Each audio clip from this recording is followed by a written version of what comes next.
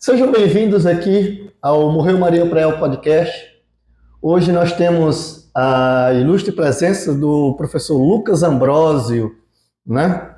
Então, vou falar aqui um pouco dele. Tem uma foto, ele vem com a mesma camisa aqui do Lattes. Eu vou botar no vídeo para vocês verem. Para combinar. Para combinar, né? Combinar com o vídeo.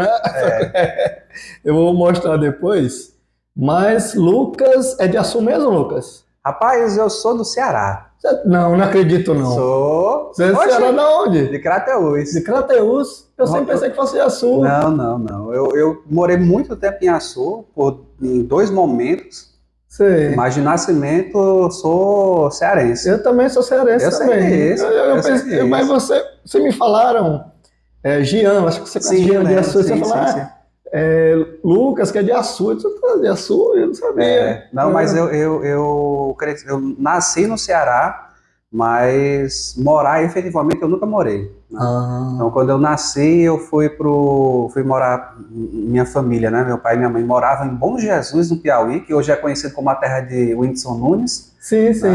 Aí a gente morou lá, e aí depois disso, né, por volta de 1992, eu não sei exatamente o ano, foi que a gente veio para Açu. Aí morou até 98, 99, fui para Pau dos Ferros. Antes de Pau dos Ferros, né, rapidamente meu pai trabalhou aqui em Angicos. Aí depois foi para Pau dos Ferros, de Pau dos Ferros voltou para Açu, e aí Açu, Natal, e fiquei por lá até terminar a graduação, mestrado, e voltei para cá. Daqui a pouco a gente fala disso aí. Vamos de novo. Falou aqui logo de onde eu ele era de Açu, mas falar aqui o Lattes dele, né? Graduação em Administração em 2010 e mestre em Engenharia de Produção 2012 pelo UFRN, né? Doutor em Engenharia de Produção pela UFPE 2018, professor adjunto 4 do DENJ, né? Da UFESA, dedicado ao estudo, ensino, pesquisa e extensão, da implementação dos conceitos, técnicas e ferramentas da engenharia de produção, qualidade, estratégia competitiva, gestão de organizações, empreendedorismo, inovação em pequenas e médias empresas, serviço público e organização do terceiro setor. Acho que faltou alguma coisa aí. Não, deve ter faltado aqui, só pode, né? Tem interesse especial em temáticas associadas à melhoria da qualidade da aprendizagem nos cursos de graduação em gestão universitária. Um dos grandes objetivos da carreira acadêmica é a aproximação entre as organizações, especialmente as privadas, universidade e sociedade, visando o desenvolvimento regional sustentável, aumento da eficiência e bem-estar dos indivíduos envolvidos nesse processo, e coordenou a comissão responsável pelo desenvolvimento do projeto pedagógico do curso de Engenharia de Produção do campus de Angicos. E hoje, né, está como coordenador acadêmico, né? É um coordenador que, além disso tudo, né, ele é coordenador de pesquisa, de extensão e de ensino. Tem mais alguma coisa que não está aí? Rapaz, eu brinco muito. Eu não esqueço nunca de uma passagem com a aluna que ela perguntou: você é professor de quê? Eu não, sou professor de administração, de estratégia. E aí eu comecei a brincar, né? Não, sou professor também de astrologia, astronomia, esoterismo, jogo uns búzios. E aí a aluna ficou olhando para mim séria, assim, caramba, que massa, em qual semestre eu pago isso? Ciências ocultas. Ciências ocultas. Aí eu fui sair, terminei a conversa, aí a nossa terceirizada aqui, ela chamou: Lucas, volta aqui. Você não vai dizer para mim que tá brincando, não? Eu não, ciências ocultas, os búzios, o tarô, eu não brinco, não. Mas é isso. Assim, pela minha formação ter sido a graduação em administração, né, e após ter sido em engenharia de produção, então realmente o leque, né, que eu me sinto confortável, ele é bem amplo. E eu sempre busquei de promover essa interlocução entre os diversos atores que nós temos, seja privado, público. Então me sinto muito bem nessa interdisciplinaridade, né? Eu reparei mesmo na forma que você... não só na forma como está descrito no seu Lattes, mas também a forma como você trabalha. A gente percebe isso. Que você busca sempre buscar o contato, a reunião. Não, como é que a gente pode fazer? Como é que a gente... Mas isso é de você mesmo ou você foi aprendendo na administração ou eu acho que, nos seus cursos? Acho que é um pouquinho tudo, sabe? Eu acho que o que move a gente, né? Então, eu acho que para mim a pergunta mágica é o como, né? Como isso funciona, como que eu posso fazer diferente, como que eu posso estar dialogando com as diversas situações. Então, acho que esse como, para mim, ele é o que instiga bastante, sabe? E aí isso tem muito a ver com essa questão da formação, da minha atuação. Então, assim, eu lembro que no podcast na Mona, ele queria entender, né, como é que as coisas funcionavam, o universo funcionava. Isso. E o meu, tipo, como é que as organizações funcionam, né? Então, é muito nisso. E as organizações são formadas por pessoas, e aí dá esse universo aí que a gente está inserido. Você falou assim, não, é o que nos move, né? Eu vou dizer o que me move aí. O que me move é frio na barriga. Quando dá um frio na barriga, pronto, é isso que eu tenho que fazer. Né? Porque no primeiro podcast, que foi com o professor Ed Carlos, né? Eu lembro que eu acho que eu estava mais nervoso do que ele, era a primeira vez que eu estava fazendo. E foi tão bom, eu tava com aquele frio na barriga, eu acho que é isso que me move. É quando eu, não, tem um frio na barriga, então eu continuo aí. Pois é. E esse frio na barriga, ele é muito importante. E assim, eu percebo às vezes em algumas situações que as pessoas tentam evitar esse frio na barriga, como se isso fosse coisa ruim. Exato. É claro que cada um tem seus limites, mas eu acredito que esse frio na barriga tira a gente assim, deixa a gente... tira da zona de conforto.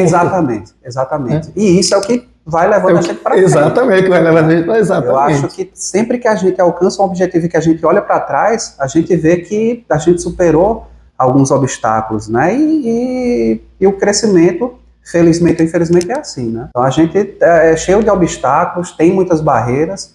O fato de a gente estar aqui hoje, onde a gente está, não quer dizer que foi fácil. Então é por aí que eu acredito. E hoje a gente falou lá no início, você falou que em Crateús, né? Passou pouco tempo, depois foi para Pau dos Ferros, depois foi para Sul, depois foi para Angicos. E hoje? Rapaz, hoje eu costumo dizer que eu tenho 2 casas, né? Então minha família, ela está em Natal, minha esposa fica em Natal. Até pela questão do mercado profissional, enfim, ela trabalha lá, então ela fica lá e eu fico aqui, né? E detalhe, né? Eu até converso isso com algumas pessoas.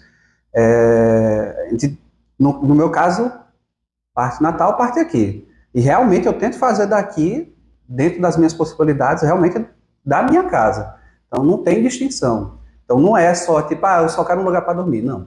Eu quero um lugar realmente para eu me sentir bem. Porque se não, para mim, se não for assim, não gera aquela sensação de pertencimento. Eu entendo você porque eu faço a mesma coisa. Eu trouxe meu videogame para cá, trouxe meus equipamentos, tudo porque eu quero me sentir tão em casa quanto onde eu moro, né? Exatamente. Mesma coisa, eu entendo você. Ter a TV, ter o videogamezinho para jogar um Battlefieldzinho quando der vontade. Então, assim, apesar de eu não ter mais, porque eu parei na geração do PS3, mas eu acho isso importante e, assim, eu acho que o que é que move a gente, né? Então, eu cresci em Açu, meu pai morou pouco tempo aqui em Angicos, mas essa questão do interior, para mim, é muito importante, de viver o interior, me faz muito bem. Então, semana passada, vou ali no centro. Então, fui ali caminhando, como quem não quer nada, de Havaiana, tranquilo. Então, isso é muito bom. Então, assim, onde eu moro, aqui e em Natal. Você falou dessa dinâmica de ir no centro, e você vai comparar. Hoje, em Mossoró, da 7 da manhã às 8 da manhã, é impossível andar ali próximo ao FESA e no centro. E à tarde do mesmo jeito. Imagine em cidades maiores, como Parnamirim e Natal, que é terrível. Aqui não, aqui você bota um chinelo de dedo e vai ali, volta e pronto. Isso. É muito... E assim, isso para mim faz muito bem. Dá uma sensação de pertencimento, sabe? Então, já passei por outras cidades, sempre interior, né? Tipo, nasci em Crateús, nunca morei lá, mas sempre cidade do interior. Então eu tenho um vínculo com essa questão do interior muito forte. E aí é tanto que acho que a gente vai talvez chegasse nesse ponto, né? Não sei se eu estou adiantando, mas quando eu vi a oportunidade de vir para Angicos, para mim, tipo, foi de brilhar os olhos. Diferente, não sei, do que outras pessoas imaginam, mas, caramba, em Angicos, pronto, é para lá que eu vou. Tinha vagas para outros lugares, Caraúbas, não sei se na época já tinha Pau dos Ferros, Mossoró. 2013 já. 2000, pronto, mas aí eu, rapaz, eu vou ficar aqui por Angicos, que... E falando em 2013, é 10 anos agora, né? Exatamente. Já fez ou vai fazer? Fiz 10 anos. Já 10 fez? anos em fevereiro.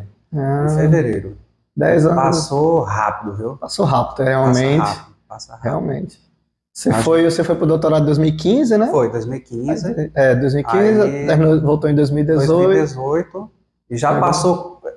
E já passou... Pois é, 4 anos do doutorado, né? 4 anos que eu terminei o doutorado, que eu voltei, 10 anos que eu entrei aqui. Então, assim, é tudo muito rápido. E aí é interessante essa questão do tempo. Não sei se Namor explicou isso, mas se ele comentou, comentou não, isso. É que ele queria criar uma máquina do tempo, mas ele explicou que só máquina do tempo não faz sentido, tem que ser uma máquina de espaço-tempo, né? Sim. Maria sim. e tal. Só ele para explicar mesmo, né? Um abraço aí, Namor. Eu só acho importante, eu só acho interessante que o tempo... Olhar para trás é uma percepção totalmente de olhar para frente. 10 anos olhando para trás, agora 10 anos para frente Eu fiz 14 anos. Fiz 14 anos. Quer dizer, eu vou fazer 15 agora. 15, junto vou fazer sim, 15. Sim.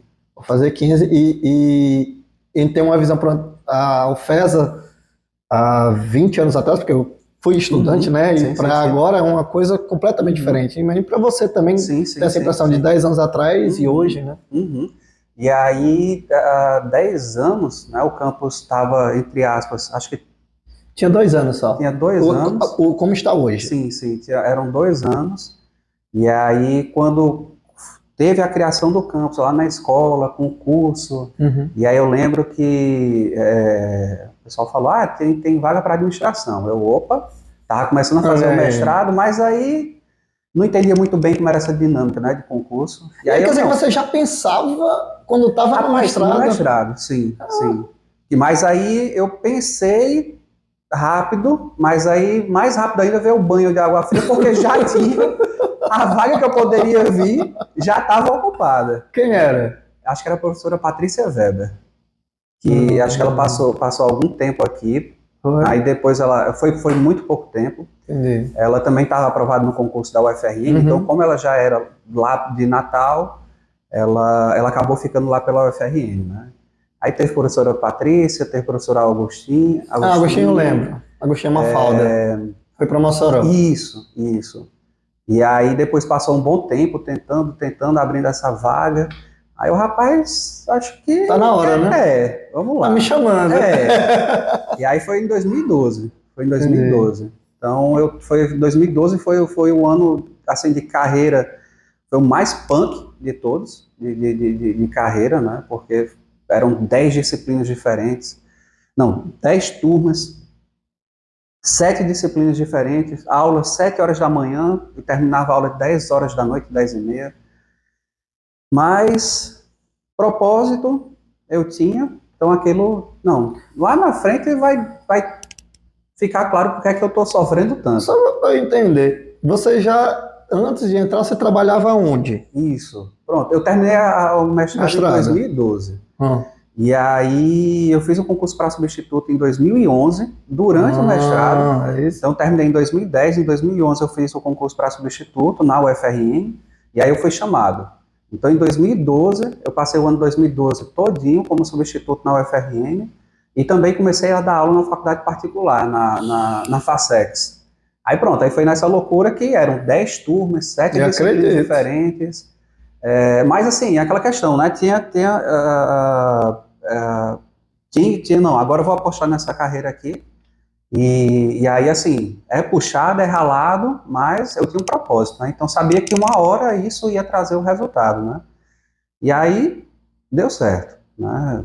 Fiquei, aí voltando para a história, sabia que tinha a possibilidade de estar aqui em Angicos, ou em qualquer outro campus da UFESA, mas, de certa forma, a preferência era Angicos, porque já conhecia a cidade, É um pulo Um pulo. vizinho aqui, né? Então, tinha esse vínculo. E aí, quando teve a oportunidade do concurso, rapaz, tinha que ser. Para você ter ideia, eu lembro que 2012, o ano mais punk profissionalmente falando. E aí eu fiz a inscrição com 45 dias de antecedência e tal, e aí nesse turbilhão de coisas, chegou a hora do concurso e eu não lembrei. Era segunda-feira. Aí um amigo ligou, mandou mensagem, aí boa prova no concurso. Que concurso? Não, a prova é agora, segunda-feira, isso num sábado. Aí eita, Não, danado. domingo, não? Não, domingo. Domingo, a prova não tem segunda-feira. Não, mas realmente foi na segunda. Foi na segunda? Foi na segunda. E aí ele ligou no sábado, e aí eita, e agora? Eu faço ou não faço? Aí rapaz, eu já estava estudando o tempo todinho. Tinha essas E estava trabalhando na área também. 7 turmas diferentes, Pois com é. várias disciplinas. O perfil ele era bem abrangente. Eu vou para esse trem, vou fazer. Aí vim segunda para Mossoró, saí de Natal, fui para Mossoró, saí a prova, voltei. Inclusive quem voltou comigo foi João Paulo, que hoje está como professor João Paulo. aqui. A gente fez a prova juntos. E aí foi uma loucura o concurso, uma loucura. Mas acabou que, apesar dos atropelos, deu certo. E aí, 2013 eu entrei aqui, em fevereiro de 2013. Então, 2012 já foi como substituto, e aí já entrei aqui. Então, já sabia que queria docência desde 2012? Já, com certeza. Já. Essa questão da docência, eu não sei se você chegou a conhecer. Tinha um professor lá na UFRN que ele trabalhava muito com o movimento júnior, o professor Marciano Furukawa, que inclusive é pai do Márcio Furukawa, né? Que foi daqui de Angicos e tal. E aí, quando eu cheguei aqui, o Marciano, ele estava aqui, ele olhou para mim, oxe, Lucas, tu não queria ser empresário? O que é que tu tá fazendo aqui? E aí eu comentei com ele, professor, eu queria ser empresário, trabalhar com consultoria, né, fazendo curso de administração, então enche os olhos. Mas uma coisa que eu queria também era trabalhar com treinamento, com capacitação, com qualificação. Então tinha esse quê na docência, né? E eu me sinto muito bem de estar ajudando as pessoas, né? Então acho que casou muito bem essa carreira com minha missão de vida, né? Você falou do professor, né? Do Marciano, né? Isso. Da docência. Eu gosto de ser professor, mas eu gosto também de ser aluno, eu gosto dos dois. Sim. Eu gosto tanto de ser estudante, estar no banco e tal, e gosto de ser professor também. Eu gosto, eu sempre procuro alguma coisa e tal. Por isso que eu gostei da docência, porque eu já gostava de ser aluno. Né? Então, como aluno, eu me redescobri na graduação. Foi? Na graduação. Eu sempre tive muita curiosidade, mas assim, eu não conseguia me concentrar. Eu era muito disperso. Então, e aí eu tive algumas situações que não sei se eu posso dizer que me traumatizaram como aluno, né? Isso ainda no ensino médio e tal. Aí eu não, se você já veio traumatizado do ensino médio, a faculdade não traumatizou você. Não, foi justamente o contrário. Foi na faculdade que eu me redescobri, sabe? Então, aquela curiosidade do como. Como é que as coisas funcionam, né?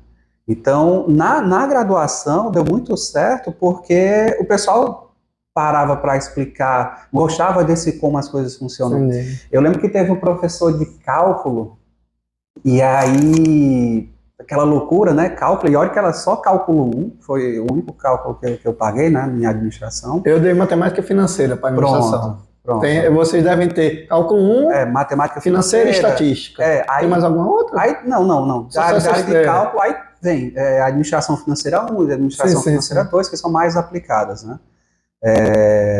Mas aí o professor de cálculo, acho que ele era matemático também, e aí ele vinha, é assim, assado e tal, e aí teve um dia que, assim, só as coisas que o professor ia falando, oxe, essa pergunta é interessante. Professor, como é que eu vou usar isso aqui? Tipo, eu tenho aqui uma pesquisa de mercado, como é que eu vou aplicar esse cálculo aqui em alguma situação na pesquisa de mercado? Como é que eu vou usar isso aqui em uma outra situação de finanças, como é que eu vou usar isso aqui na organização?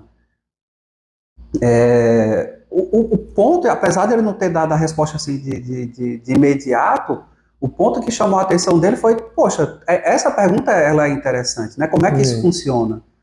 Então, acho que fazendo essas perguntas foi que eu fui me redescobrindo na graduação, os professores foram estimulando, vamos descobrir junto e tal. Então, isso acho que foi ajudando a redescobrir.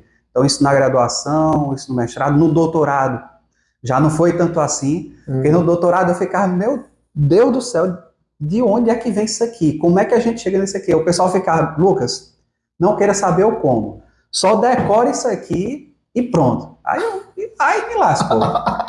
Para quem perguntava o porquê de tudo, né? Pois é. Eu digo aos meus alunos que existem duas formas de estudar, né? Ou você estuda para aprender, ou você estuda para fazer a prova, né? Aí isso que seus amigos disseram, é justamente estudar para a prova. Quando você não questiona, você só absorve como uma esponja e não quer saber se está certo ou errado. E o danado é que às vezes a gente absorve e não retém. Isso para mim é o que mais... Então, se você tiver... Não sei se você ainda tem Twitter. Mas no eu tenho, mas não uso mais. Pronto, no meu Twitter a pergunta é como fazer diferente. Então a pergunta lá, o negócio é o como. O como. E aí, claro, que tem as vantagens e desvantagens, que às vezes você tem pouco tempo e você tem que entregar rápido. E se você for ficar no como, aí você não entrega, né? Mas, enfim, tem que saber administrar. Faz quanto tempo você está como coordenador acadêmico aqui? Pronto, a coordenação acadêmica assumi junto com a nova gestão com Jacimar, que acho que foi em 2020, né? Então, quando houve essa transição de gestão, aí houve essa mudança, né? Essa junção das coordenações de extensão, pesquisa e extensão. Né? Ensino, pesquisa e extensão. Ensino, pesquisa e extensão. Ensino, pesquisa e extensão. Isso, perfeito. Na coordenação acadêmica. E aí, para mim foi um desafio, mas eu me sentia muito confortável, porque acho que assim, definindo diretrizes para cada um dos eixos, a gente conseguia ir executando. E outra coisa, aqui a gente tem, acho que na UFES como toda, a gente tem uma limitação que é de recursos humanos. Então, a gente não consegue estar executando todas as ideias que a gente tem. Né? Então, por exemplo, a questão da pós-graduação aqui no campus. Nós tivemos aquele momento ali de várias reuniões, tivemos 5 momentos, outros 2 momentos com convidados externos, tiramos aprendizados, vamos encaminhar. Pronto, agora eu vou focar na parte do ensino, vamos desenvolver ações, e assim, daria para fazer mais? Daria, mas eu acredito, pelo que eu já fui vendo de outras gestões, né, quando era só a coordenação de extensão, quando era só a coordenação de pesquisa, eu acredito que tá caminhando bem, sabe?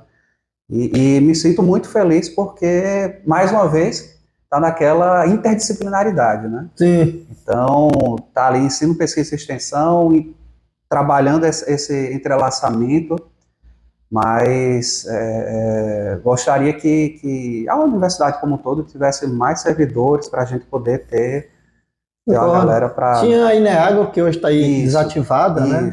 Isso. Porque justamente falta de pessoal. Exatamente. Né?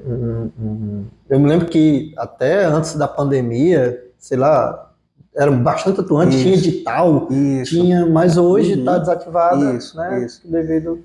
E eu participei também da Ineagro. Participou também, né? Participei também da Ineagro. Teve um momento em que a Ineagro, né, que é a incubadora multissetorial, né, do Sertão Central, ela teve um papel muito importante. Então eu lembro que em 2013 ou foi 2014, me falha a memória, a gente participou de um congresso internacional sobre incubadoras, parques tecnológicos em Recife, e a gente teve a melhor prática, teve a prática eleita, indicada como a melhor prática que foi apresentada, que a gente até levou o caso do sorvete do pelo, né, naquela época, para aquela época foi uma inovação muito impactante. Foi em 2015, eu acho que não foi. Foi antes? Eu lembro da reportagem de 2015. Pronto, que foi posterior a esse congresso. Então que aí saiu na revista Degusta, teve uma repercussão muito boa. E a gente levou essas práticas, o sorvete de pelo, levou a linguiça de peixe. Linguiça de peixe. Linguiça de peixe, que era até de um ex-aluno aqui. Eu esqueci, eu não aprendi o nome dele, só o apelido, que era Mosquito. Sim, Não sei se sim, você... sim. Lembro dele. Mosquito. Foi nosso E aí, aluno aqui. Foi. E aí a gente tem essas práticas que eram muito interessantes, que deu muito certo naquela época, na minha percepção, porque a gente tinha um servidor que era dedicado para a incubadora. Tinha um perfil relacionado à incubação, a empreendedorismo, e ele era dedicado à incubadora. Então, assim, eu acredito que o Campus Angicos, a gente tem um potencial muito grande. Muito grande, muito grande, muito grande. Em todas as áreas. Mas aí a gente tem que reconhecer as limitações que a gente tem. Né? Na época tinha um ou dois servidores que estavam direto lá. O Márcio Furukawa estava, né? Maristélio. Márcio, Maristélio. Pois é. Tinha eu, aí tinha de servidor técnico, Igor, tinha Jaumi, fez parte da incubadora, André, que era um técnico. Fora os alunos também, exatamente, né? Que selecionaram alunos selecionados, né?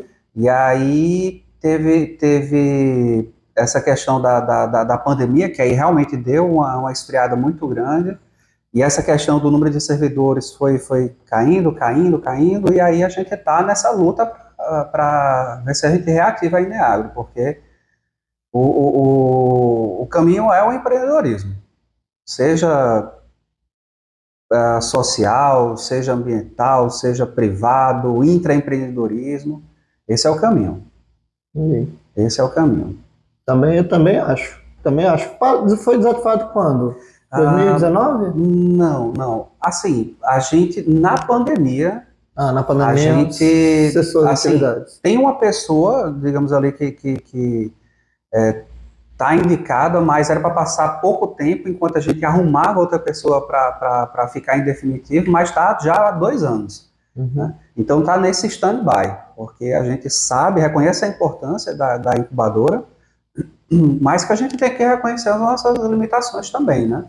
Então, inclusive hoje, a gente... É uma ação de extensão? É uma ação de extensão. É uma ação de extensão. Naturalmente, atividades de ensino, atividades de pesquisa podem ser incubadas. Então, por exemplo, a professora Alessandra Miranda, ela tem um projeto que é o Uniguia, né? Então, a ideia é ajudar em pessoas com deficiência visual, né, ou com alguma restrição visual, total ou não, a se situar de onde ela está no campus. Né? Então, esse é um resultado, é uma ação que poderia ser incubado. Né? Por exemplo, o professor Oswaldo, com os trabalhos que ele desenvolve com os alunos dele, por exemplo, da melancia, de horta, de mudas para reflorestamento. Isso poderia ser um projeto poderia ser incubado, né? Então, essa questão da educação empreendedora é algo que sistematicamente a gente deve estar estimulando, porque é daí que às vezes sai uma patente, né? É daí que às vezes sai uma colocação. Fazemos poucas. Exatamente. Né? Fazemos poucas. A gente tem muita possibilidade de estar desenvolvendo isso. Né?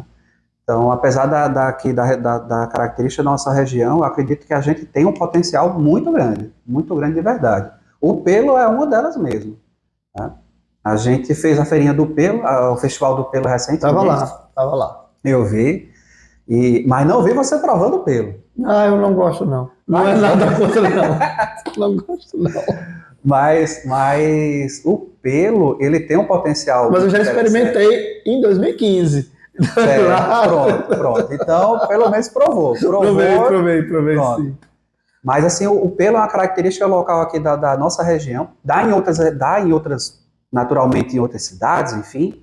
Mas aqui ela é conhecida como a cidade do pelo. Né? O povo, quando você diz que é de Angicos, se é de Angicos?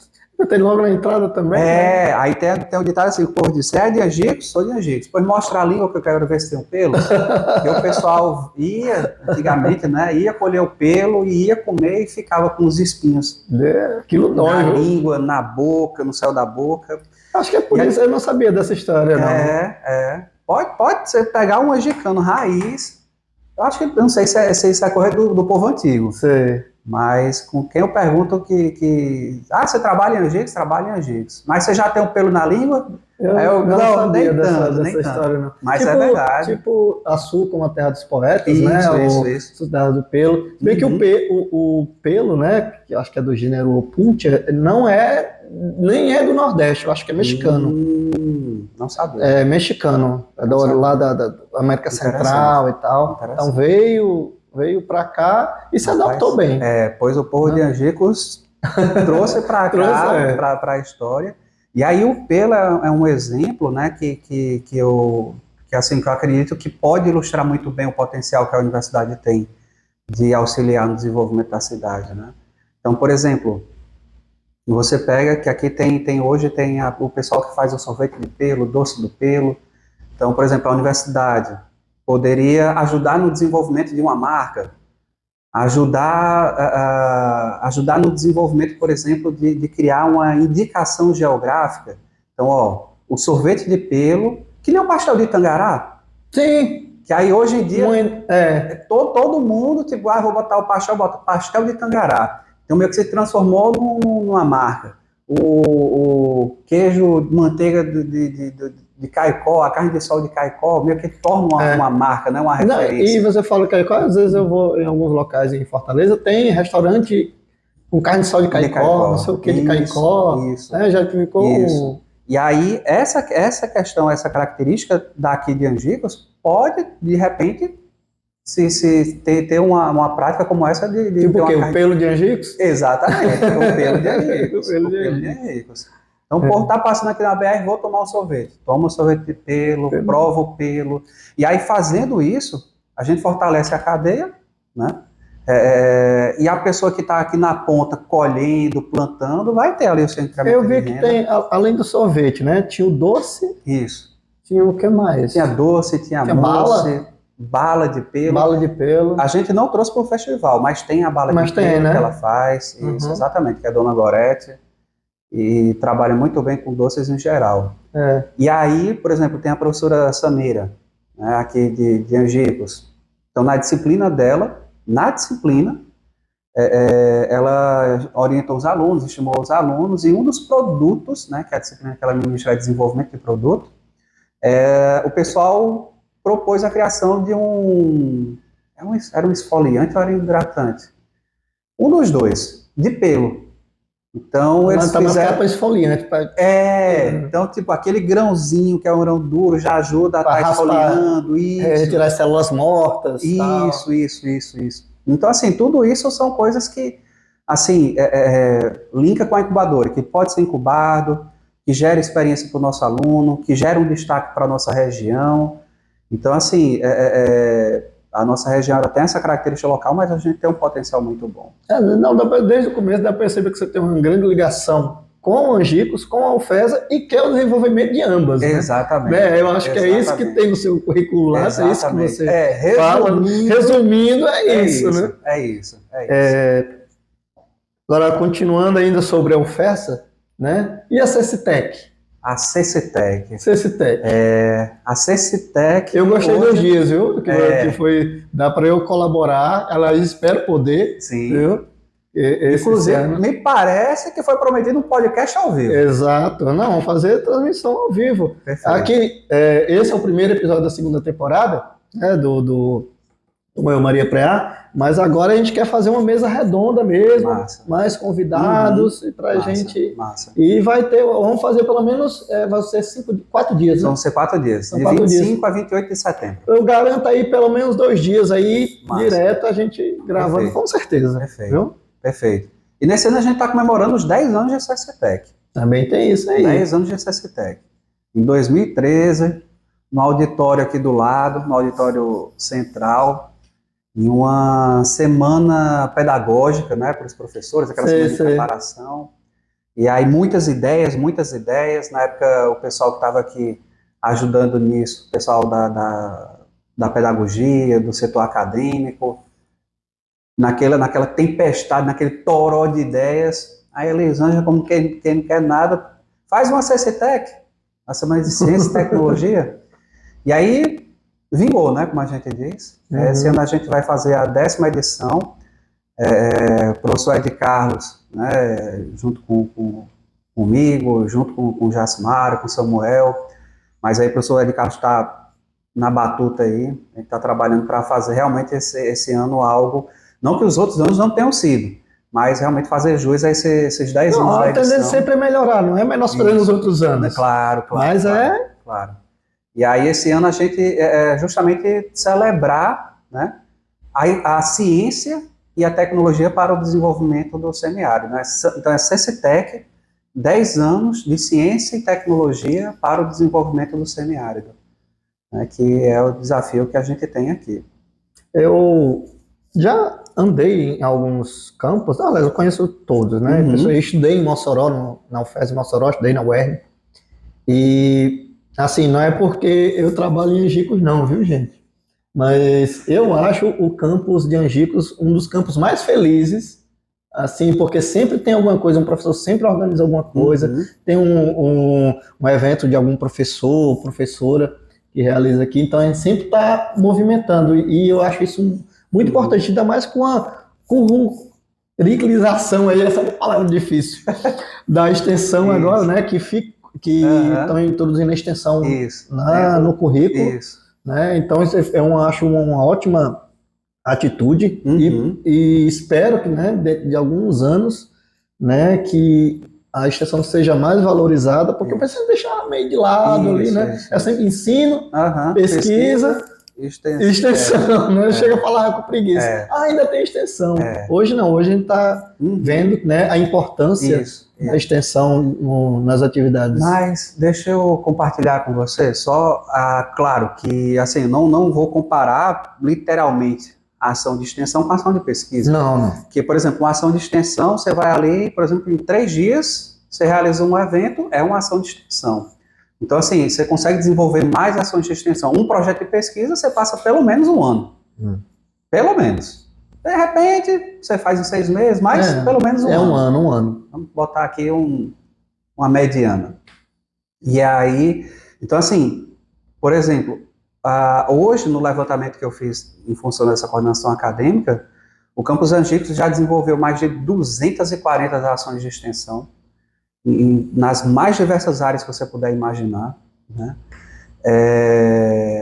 E pela indicação, que quando a gente cadastra a ação de extensão, a gente faz a indicação da estimativa do público-alvo a ser atingido, né? Então, considerando esse parâmetro, né, da estimativa de público-alvo a ser atingido, as projeções indicam 48 mil pessoas atendidas por essas ações de extensão, né? E o Morreu Maria Preá exatamente. Que dá apoio também a outras ações de extensão. Ações, exatamente. Então, assim, perceba que as ações de extensão, né, mesmo a gente vendo essa realidade, né, que você comentou, ela tem um impacto muito grande. Sim, né? sim. Só aqui em Angicos você tem quase 50 mil pessoas que foram beneficiados direto ou indiretamente por essas ações de extensão. É um público muito, muito significativo. Né? Trazer a comunidade para a universidade. Né? E aí, Stefson, é um desafio que a gente ainda tem, que eu percebo, que é de trazer ainda mais a comunidade para cá. Né? Então, por exemplo... Não é porque é longe da cidade não, viu? Não, é bem pertinho. 12 minutos, 12, 15 minutos, você consegue chegar aqui numa caminhada tranquila, serena. Né? Você consegue estar aqui no nosso campus. Mas eu acredito que a gente ainda precisa fortalecer ainda mais esse... Existe, mas a gente precisa explorar ainda mais. Então, inclusive, eu sei que ideias, com certeza você tem muitas, né? Mas seria muito interessante que a gente pudesse ver a possibilidade de fazer um Morreu Maria Preá na rádio. Fazer uma edição especial da gente na rádio, ter um horário, né, de você ver essa possibilidade. Já está aceitado o convite. A gente vai fazer lá. Porque, apesar disso, né, da gente, dessa percepção da gente poder estar ainda mais próximo, eu sei que existe, que essa proximidade ela existe. Na Feirinha do Pelo, às vezes a gente faz as coisas e a gente não tem noção do quão impactante é para as pessoas. Então, na Feirinha do Pelo, eu tive um feedback tive uma avaliação de que a menina, ela dizia assim, Lucas, você não vai mais fazer o programa na rádio não, porque toda quinta-feira, no ano passado, eu mandava uma participação para o programa, para o Jornal de Meio-Dia, né, que é o jornal, é o programa de maior audiência na cidade, e toda quinta eu mandava um spot de no máximo 5 minutos falando da UFES, de tudo que acontecia. Atualizando sobre a UFES. Isso.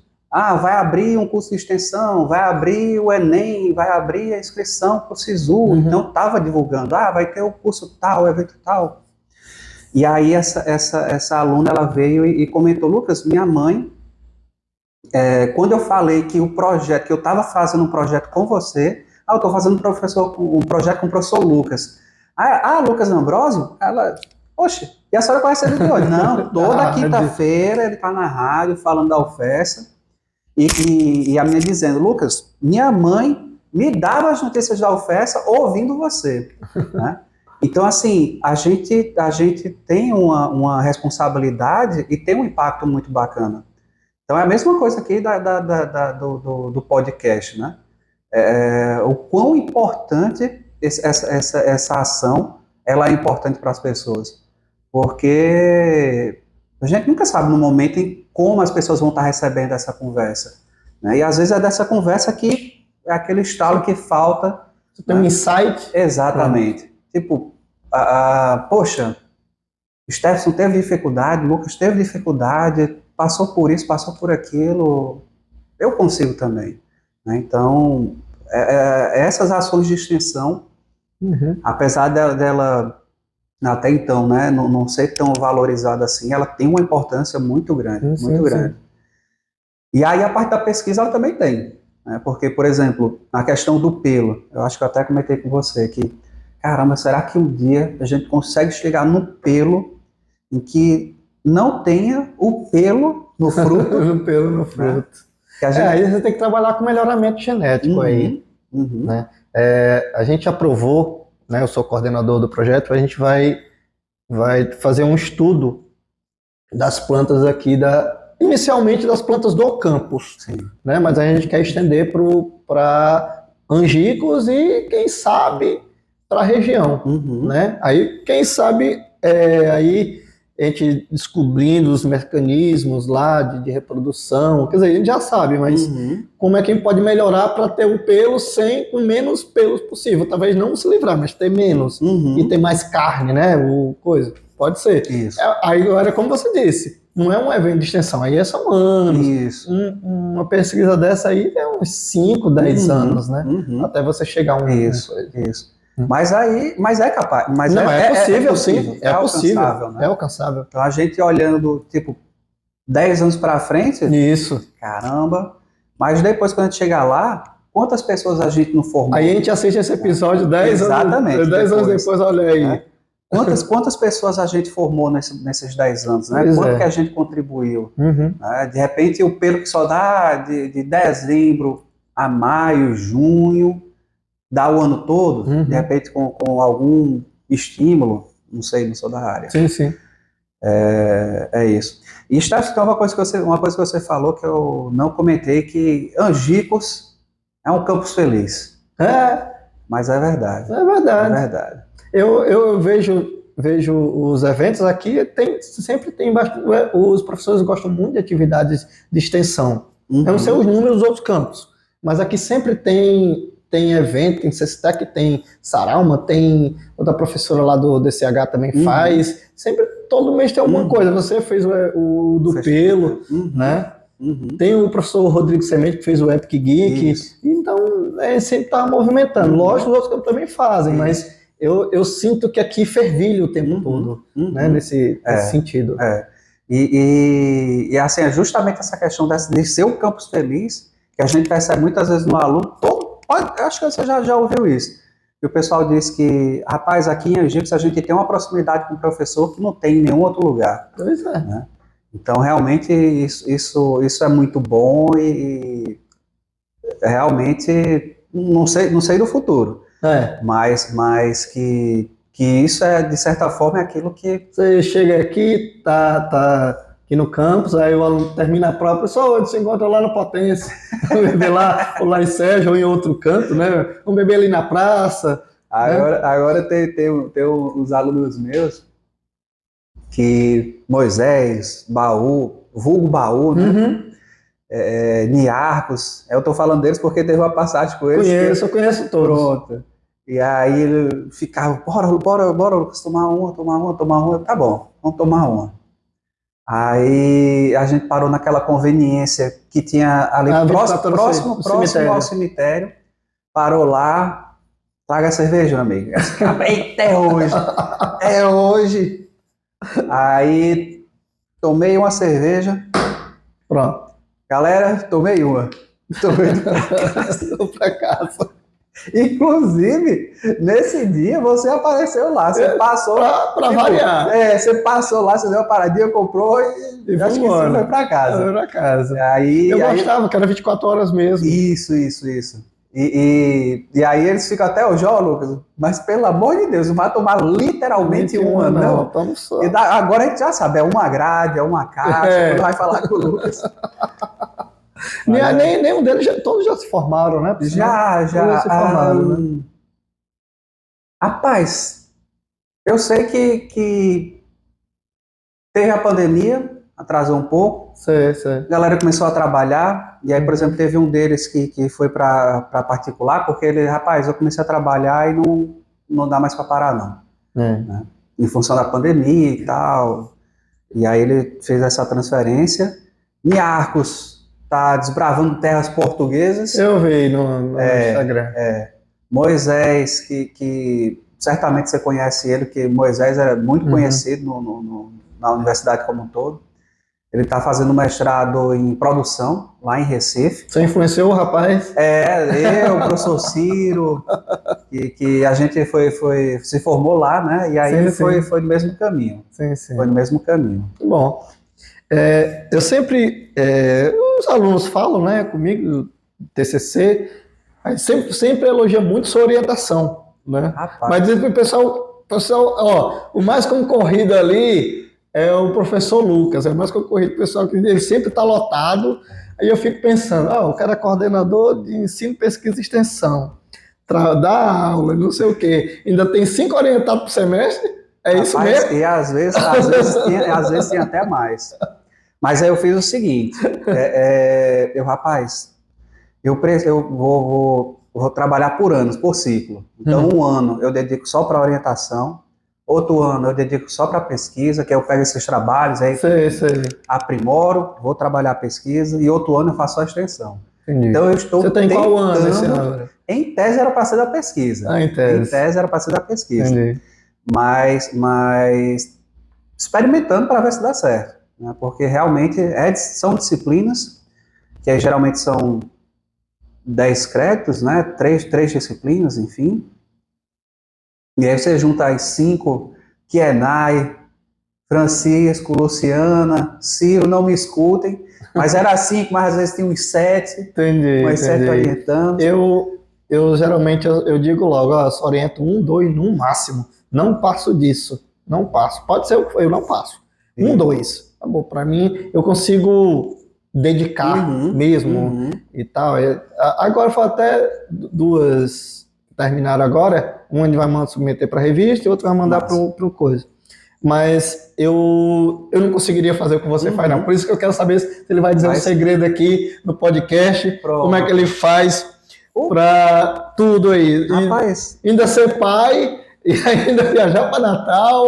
E como é isso tudo? Pois é. É até interessante você falando isso, porque eu não percebo isso tudo que você fala, não, sabe?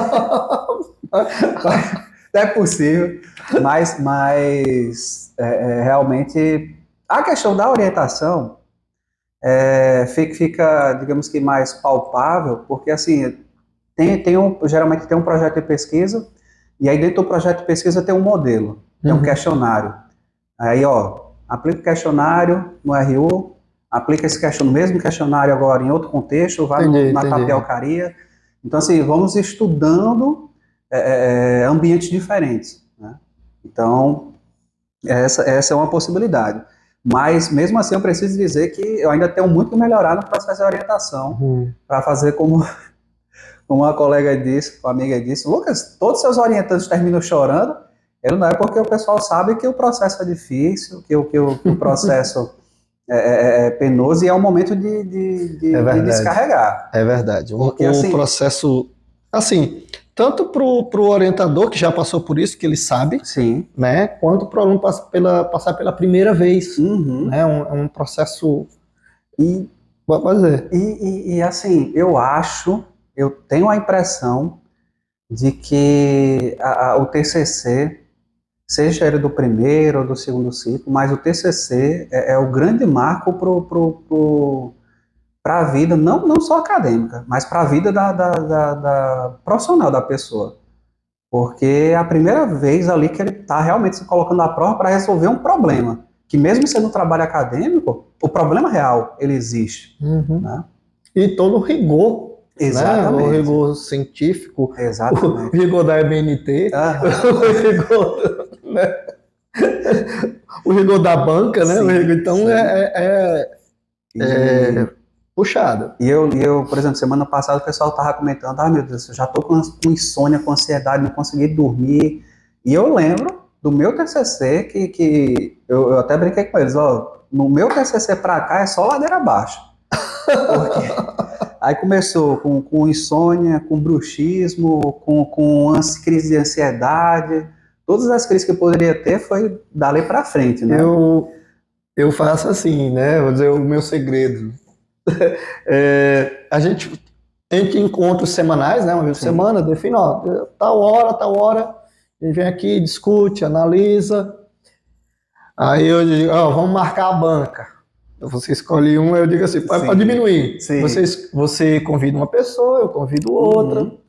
Aí tal, aí quando dá a versão final, aí quando entrega a versão final, eu digo assim, você vai defender.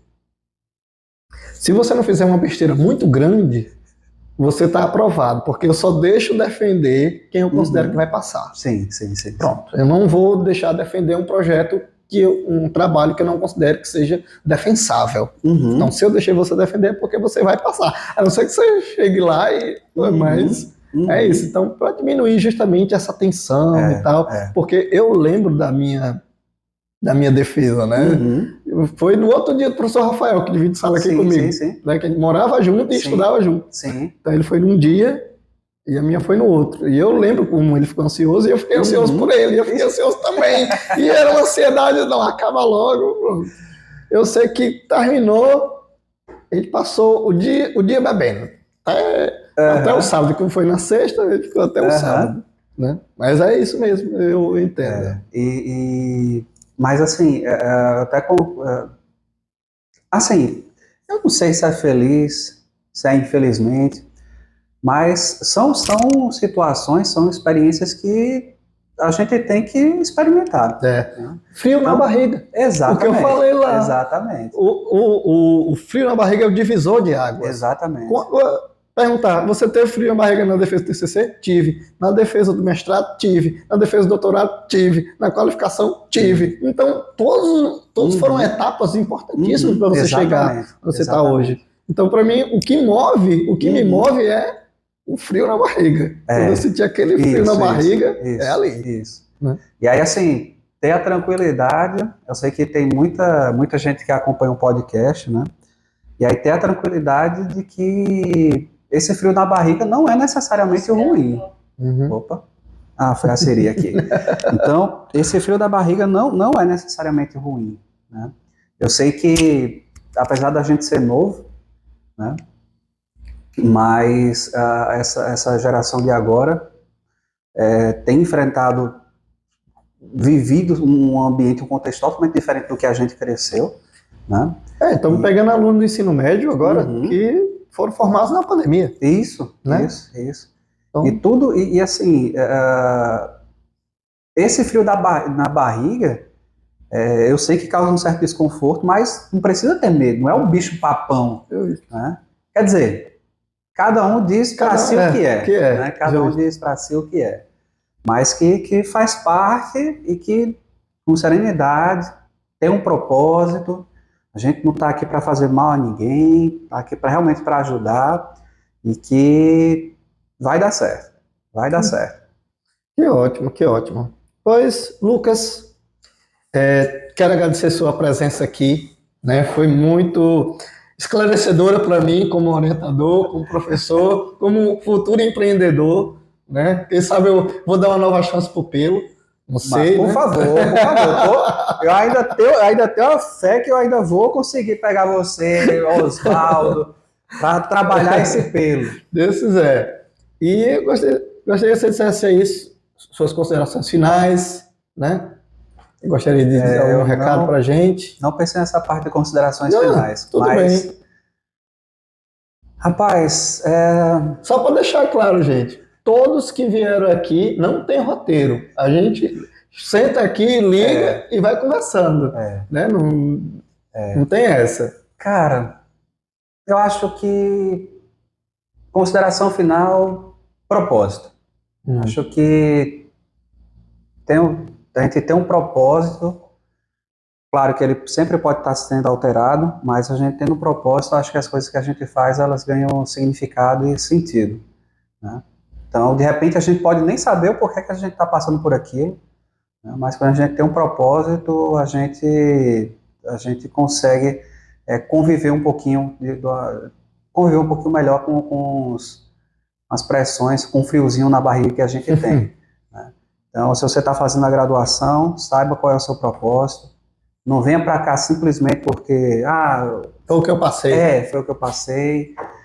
Se for esse o caso, tudo bem, mas tira um aprendizado daquilo, né? Tipo, dê um propósito para isso, e aí acho que as coisas ficam mais tranquilas. Ser determinado, né? Perseverante. Ainda mais estamos aqui em pós-pandemia, estamos aqui final de semestre, né? Podemos dizer, para início do outro. Literalmente. Então, propósito, determinação são coisas muito importantes, né, na vida acadêmica e para a vida pós-academia também, né? E desejar, Stefson, que essa nova temporada seja de muito sucesso, que a gente possa fazer esses episódios na CCTEC. Já me comprometi, vamos fazer. E vai ser na forma de mesa redonda. Vamos ser mais vários convidados. E que a gente faça que você veja a possibilidade de fazer o Morreu Maria Preá, uma edição especial para a rádio. Só dizer o dia. Perfeito. Só dizer o dia. Perfeito. Meu amigo. Pois, Stefson, obrigado, Lucas. Preciso terminar agradecendo que você foi uma das primeiras pessoas que me acolheu aqui. Foi. Eu era chefe de departamento, né? Foi. Você foi uma das primeiras pessoas que me acolheu e inclusive, a gente morou junto.